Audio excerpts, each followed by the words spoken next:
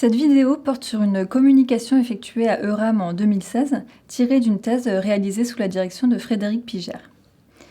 Depuis la loi Génisson de 2001, les grandes entreprises françaises ont l'obligation de négocier un accord triennal avec les partenaires sociaux sur l'égalité professionnelle. Il existe aujourd'hui de nombreux travaux académiques qui se penchent sur les accords une fois signés. Cependant, très peu de travaux étudient le processus même de négociation d'un accord sur l'égalité professionnelle. Pourtant, c'est une question intéressante car on peut supposer que certaines caractéristiques de l'égalité professionnelle vont venir influer sur ce processus. Par exemple, la transversalité de l'égalité professionnelle à d'autres sujets RH, l'importance du cadre légal, le fait qu'il s'agit d'une thématique potentiellement considérée comme secondaire, ou encore l'éventuel manque de formation des négociateurs. Nous cherchons donc à identifier si et dans quelle mesure les spécificités de la thématique de l'égalité professionnelle modifient le processus de négociation collective sur ce sujet. Pour répondre à cette question, notre analyse s'est fondée sur l'étude du cas d'une grande entreprise française de 90 000 salariés, relativement reconnue sur le champ de l'égalité professionnelle, puisqu'elle a reçu de nombreux prix et s'exprime régulièrement dans les médias sur ce sujet. Tout d'abord, l'égalité professionnelle est un sujet très transversal à différents processus RH, donc recrutement, promotion, rémunération, etc. De ce fait, la thématique de l'égalité professionnelle peut être abordée directement ou indirectement dans d'autres accords, accords sur la mobilité, accords salarial, accords sur l'équilibre vie privée-vie professionnelle, par exemple. Cela a comme conséquence de limiter les marges de manœuvre des négociateurs qui ne peuvent pas empiéter sur le champ des autres accords.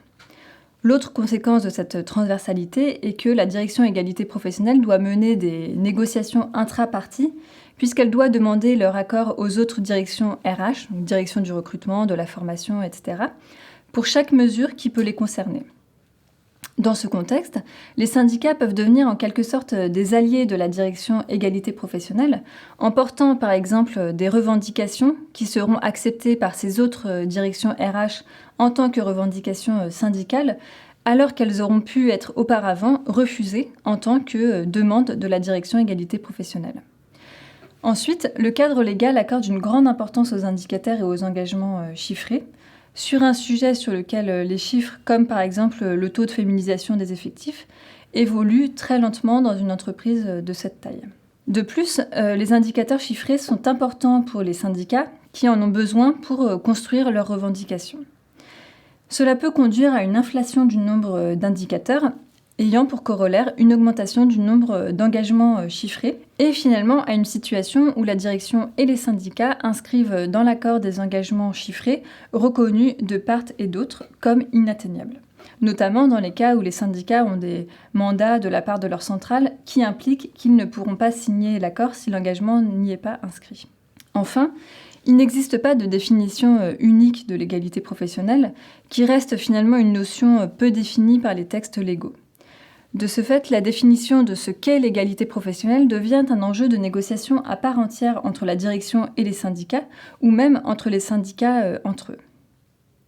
Sur le plan théorique, cette recherche apporte un éclairage sur le processus de négociation, sachant que l'accord constitue bien souvent la pierre angulaire de la politique d'égalité professionnelle.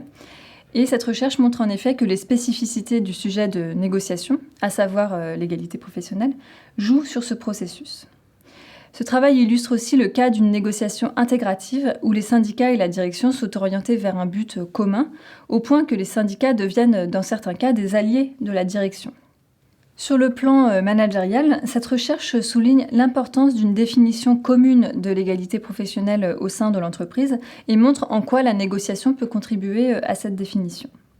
Elle souligne aussi l'important travail de négociation intra-partie de la direction égalité professionnelle et plaide donc en faveur d'un renforcement du poids de la direction égalité professionnelle par rapport aux autres directions RH, et ce d'autant plus si l'on se dirige vers une approche de gender mainstreaming, telle que préconisée par l'Union européenne.